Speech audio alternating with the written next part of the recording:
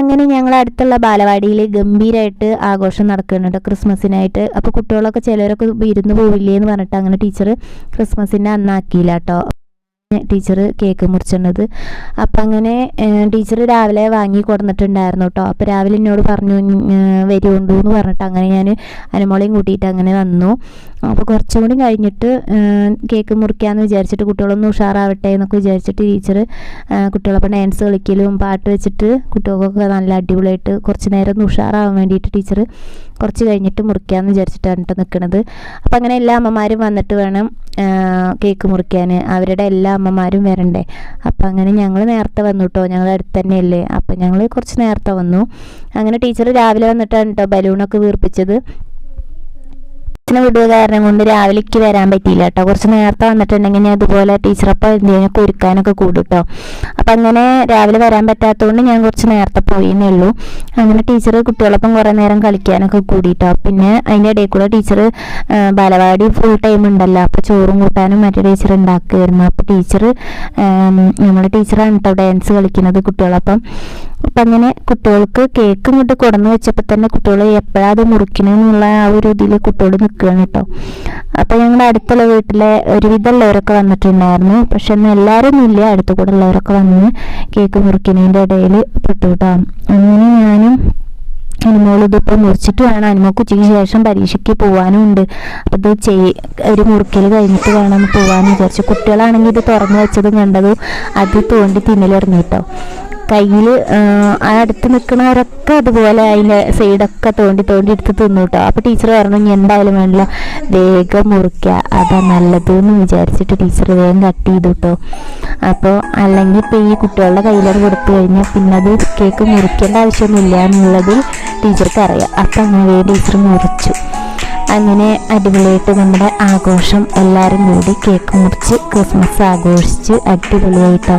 അപ്പം അങ്ങനെ ടീച്ചർ ഈ ഒരു കഷ്ണം മാത്രം ടീച്ചർ മുറിച്ചിട്ട് എല്ലാവർക്കും ടീച്ചർ തന്നെ കൊടുത്തു കേട്ടോ. വയലിൽ കുട്ടികൾക്ക് എല്ലാവർക്കും കൊടുത്തു.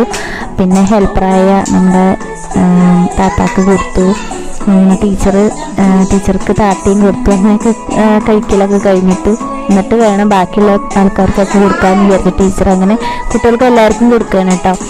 അതായത് ടീച്ചർ നല്ല അടിപൊളി ടീച്ചറാട്ടോ. എന്ത് പറഞ്ഞാലും നമ്മുടെ ടീച്ചർമാർ ഇതിൽ പറഞ്ഞറിയിക്കാൻ വയ്യാത്ത കാര്യം എന്ന് പറഞ്ഞാൽ എന്തുണ്ടെങ്കിലും നമ്മളോട് പറയാത്തൊരു കാര്യങ്ങളില്ല കേട്ടോ. എല്ലാം പറയും, എന്ത് ആഘോഷങ്ങളുണ്ടെങ്കിലും നമ്മളോട് അറിയിക്കും. അതിൽ നമ്മൾ ഉൾപ്പെടുത്തിയിട്ട് നമ്മൾ കുട്ടികളവിടെ പഠിക്കുന്നില്ലെങ്കിലും ടീച്ചർ നമ്മൾ നേരത്തെ കൂട്ടി എന്ത് കാര്യങ്ങളുണ്ടെങ്കിലും ആഘോഷത്തിൽ വിളിക്കും കേട്ടോ. അപ്പം അങ്ങനെ നമ്മുടെ ടീച്ചർ ബാക്കിയുള്ള മുറിക്കാൻ വേണ്ടിയിട്ട് എന്നെ ഏൽപ്പിച്ചു.